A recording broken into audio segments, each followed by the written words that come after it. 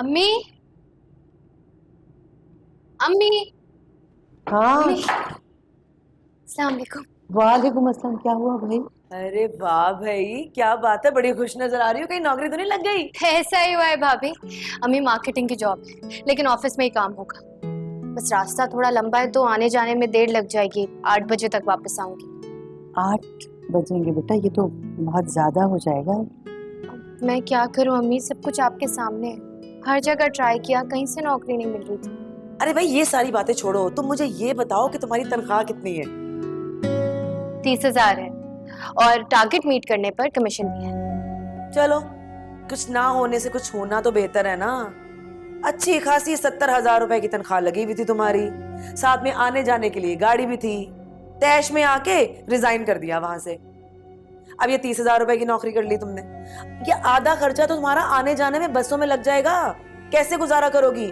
और रही बात आहिल की, 5 बजे तक तो वो संभाला नहीं जा रहा था हमसे, 8 बजे तक उसको कौन संभालेगा? शांजिया, आहिल को मैं संभालती हूँ और 8 बजे तक भी आहिल को संभालने में मुझे कोई मसला नहीं है। और इसकी इतनी तनख्वाह है कि ये अपने खर्चे उठा सके।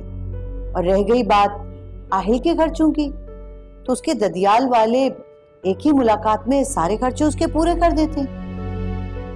कितने अच्छे हैं बेचारे, तभी कहती हूँ कदर करें उनकी। बेटा तुम थक गई होगी, चलो आराम करो, चलो शाबाश, चलो।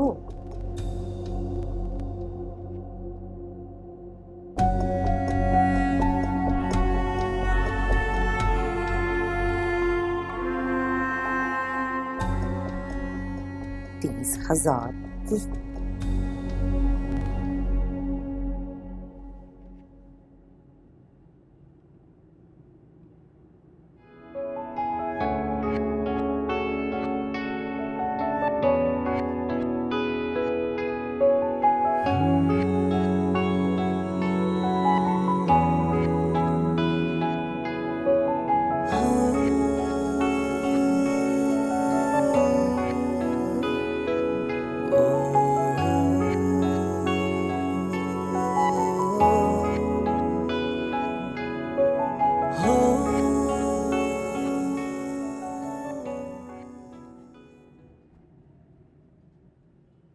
हाय,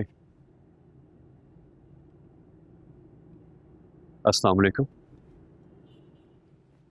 कम से कम सलाम का जवाब तो देना ही चाहिए।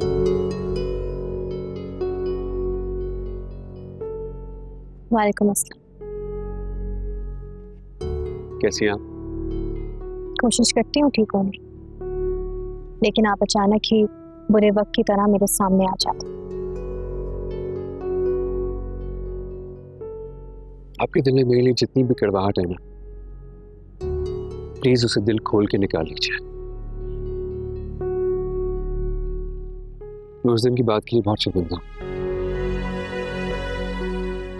Trust me, I don't know मेरे अंदर उस दिन इतनी हिम्मत कहाँ से आ गई कि मैंने आपके सामने अपनी सारी फीलिंग्स साफ साफ रख दी। And I am sorry about that. कितना कितना आसान होता है ना आप मर्दों के लिए माफी मांगना या अपने दिल की कोई भी बात इतनी आसानी से कह दो, चाहे वो बात दूसरे के लिए कितनी ही असरनाक क्यों ना। मैं जानता हूं मैंने आपका दिल दुखाया, इसीलिए आपसे माजरत भी कर रहा हूं। देखिए सारिम साहब, मेरे दिल में अब किसी के लिए भी कोई गुंजाइश नहीं। तो अगर आपके दिल में ऐसा कोई ख्याल आता है या ऐसी कोई सोच आती है तो निकाल दे अपने दिल से।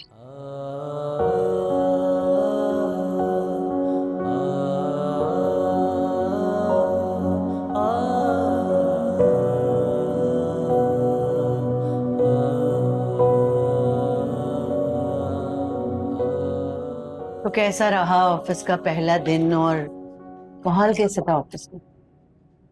पहला दिन था तो दिन तो ठीक रहा, लेकिन काम ज्यादा है हमने। क्या करें, करना तो पड़ेगा।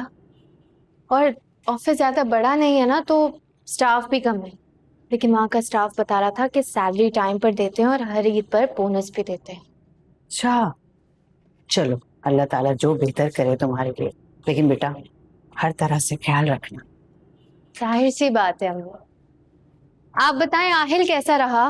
मुझे देखते ही मुझसे लिपट गया था वो। वो कह नहीं सकता मुंह से, लेकिन तुम्हारी कमी महसूस करता है। जानती हूँ, लेकिन क्या करूं अम्मी, मेरी भी मजबूरी है। वरना इतने छोटे बच्चे को सबसे ज्यादा जरूरत अपनी माँ की होती है। मैं भी सोचती हूँ कि क्या किस्मत है आहिल की। पैदा हुआ तो इतना प्यार, इतनी कदर मिली उसे। किसी को सांस भी नहीं आता था आहिल के बगैर। और अब देखें, जब थोड़ा बहुत समझने लगा है तो अपनी माँ के वक्त से ही महरूम हो गया।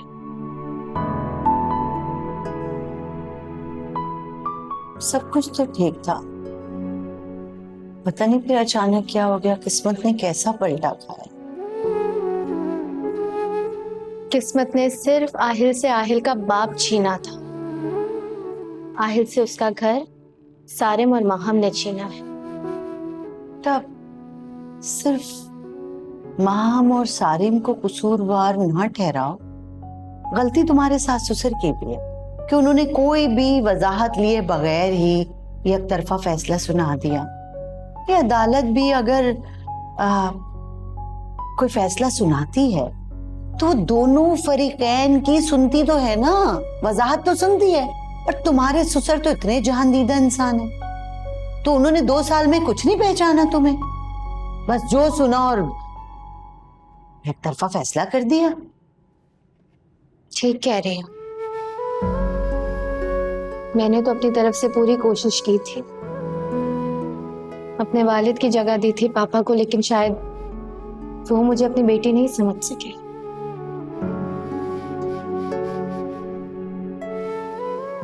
ठीक कह रही हो बेटा।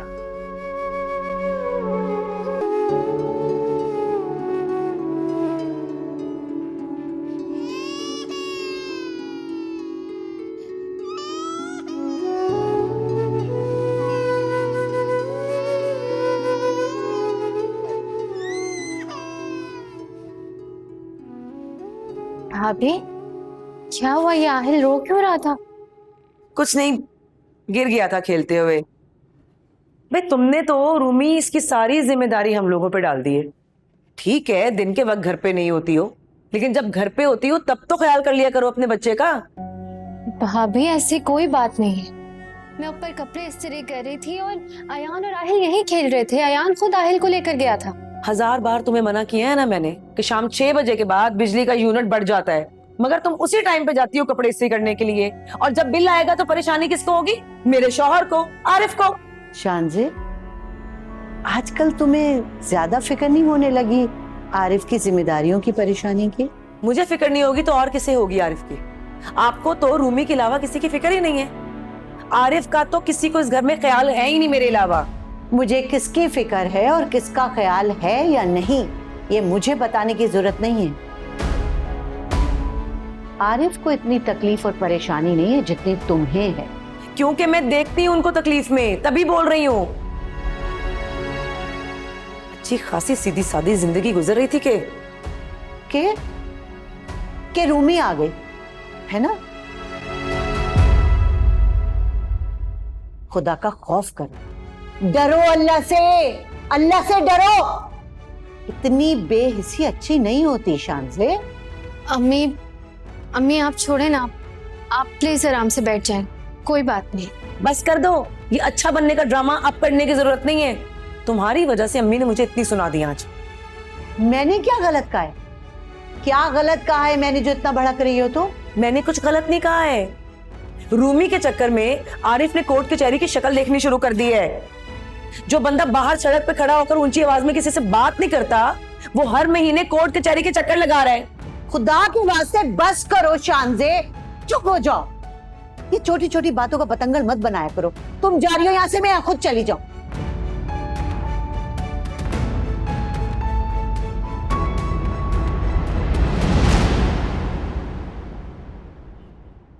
या अल्लाह।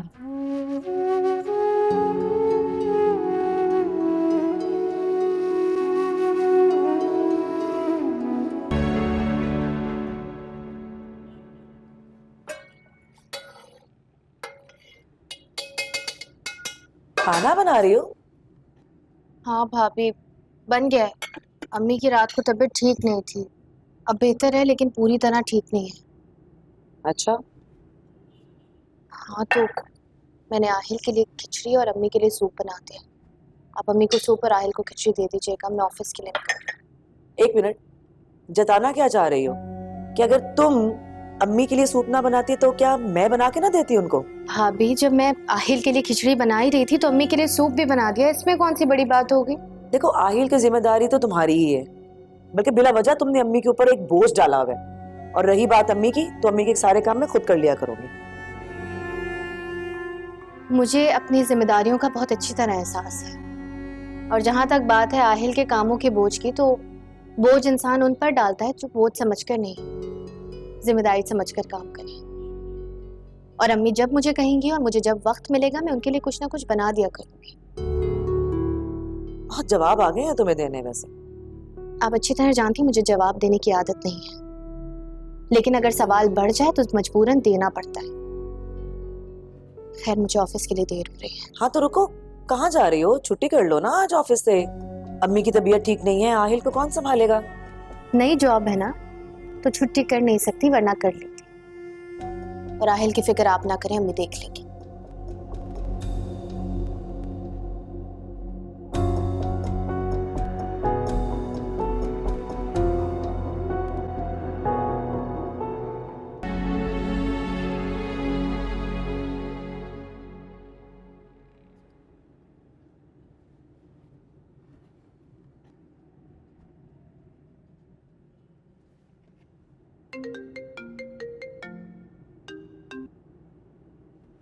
हेलो।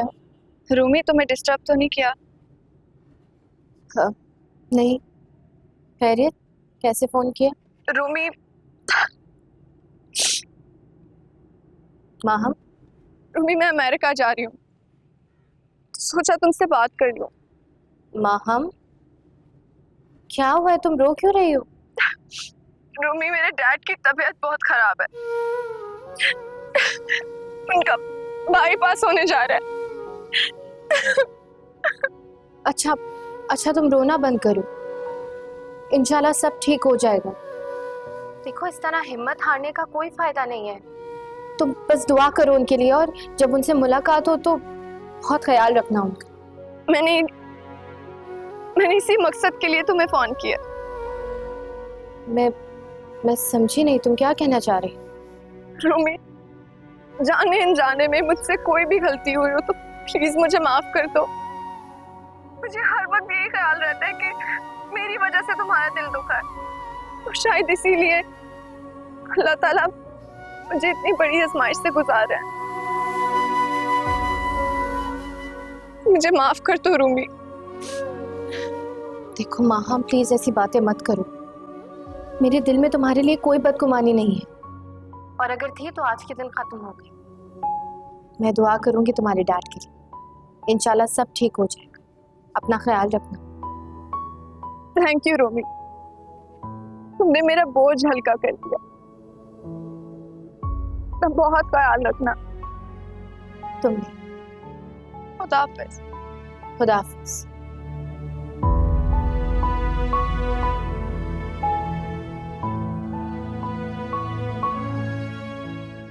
फिक्र नहीं करो,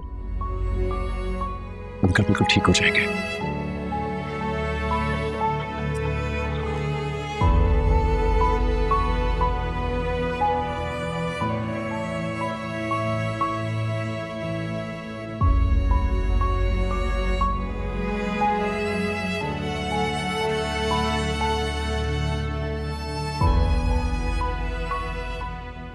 मेरी बात सुनो, प्लीज वहां पे अपना ख्याल रखना, और काम की बिल्कुल भी टेंशन ना लेना।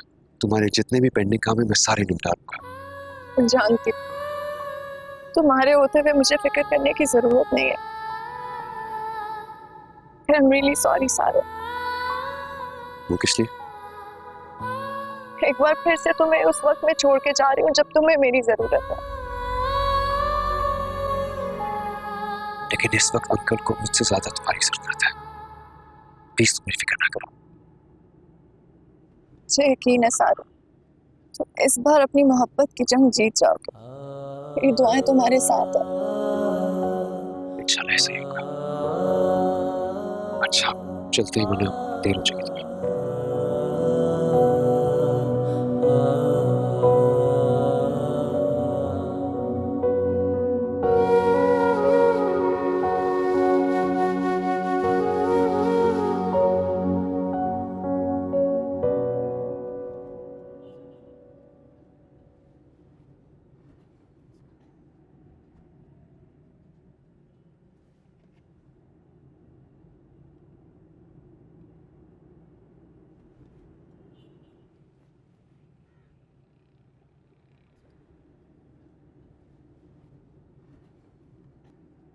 क्या बात है बेटा? खैरियत है? कुछ नहीं अम्मी, बस सर में दर्द हो रहा था। बॉस के रूम में बैठती हूँ ना तो एसी बहुत तेज चलता है, उसकी कूलिंग डायरेक्टली मुझ पर आती है, शायद इसलिए सर में दर्द हो गया था। आप बैठे। तुम बॉस के कमरे में बैठती हो? जी अम्मी, बॉस ने खुद कहा है कि शुरू का 1 महीना आप यहीं बैठे ताकि काम ठीक तरह सीख सकें। बाकी स्टाफ नहीं है?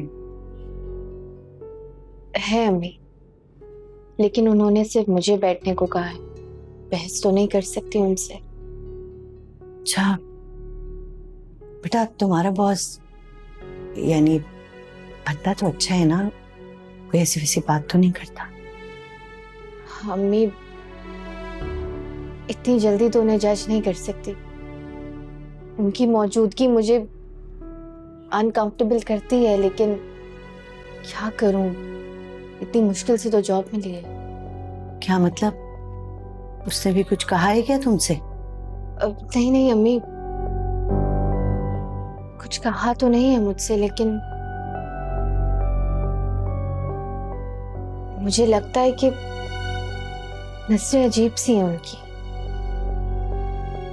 कभी कभार काम के बगैर मुझसे बात करना चाहते हैं तो वो भी चाहते हैं मैं उनसे बात करूं,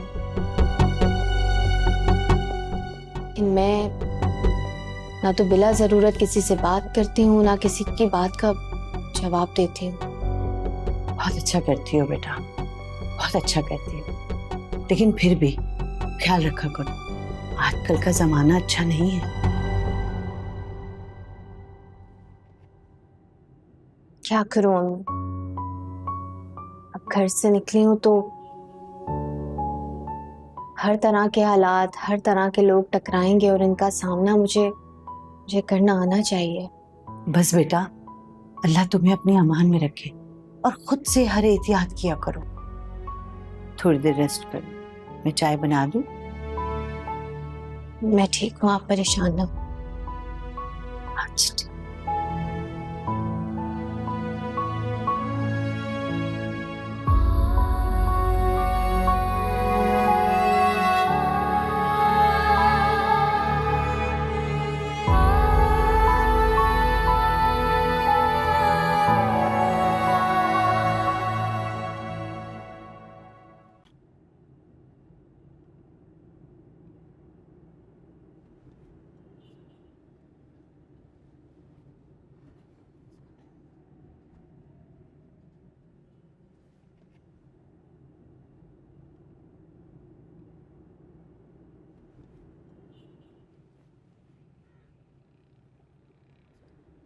सर, जी कहिए। एक रिक्वेस्ट करनी थी आपसे। कहिए। सर, कल सुबह मुझे एक पर्सनल काम से कहीं जाना है, तो क्या मैं 2 घंटे बाद ज्वाइनिंग दे सकती हूँ? सुबह सुबह पर्सनल काम? ऐसा कौन सा काम? आपको मालूम है ना कि मैंने जब आपको जॉब दी थी तो सबसे पहली शर्त यही रखी थी कि कोई छुट्टी और कोई हाफ डे नहीं होगा। सर मुझे याद है, आई रिमेम्बर, लेकिन मुझे हर महीने किसी एक दिन अपने बेटे को कोर्ट लेके जाना होता है। कोर्ट? वो किस लिए? अपने बेटे की मुलाकात करवानी होती है उसके दादा दादी से। कोर्ट के ऑर्डर्स हैं सर। ओह, अच्छा। वैसे मिस रुमैसा, आपने बच्चे के चक्कर में अपने आप को फंसा के रखा हुआ है। बच्चे को दादा दादी के हवाले करें। आप जवान हैं, खूबसूरत हैं, लाइफ को एंजॉय करें। मेरी एंजॉयमेंट मेरा बेटा है सर। ओके, ठीक है, मैं आपको फेवर देता हूं, लेकिन कंपनी को भी कभी आपसे फेवर चाहिए होगा, आप मना नहीं करेंगे। किस किस्म के फेवर? वो मीटिंग्स, एक्स्ट्रा टाइम वगैरह वगैरह। और क्या? एब्सोल्युटली 100%। गुड, मुझे ऐसे ही जवाब की उम्मीद थी। कीजिए, काम कीजिए।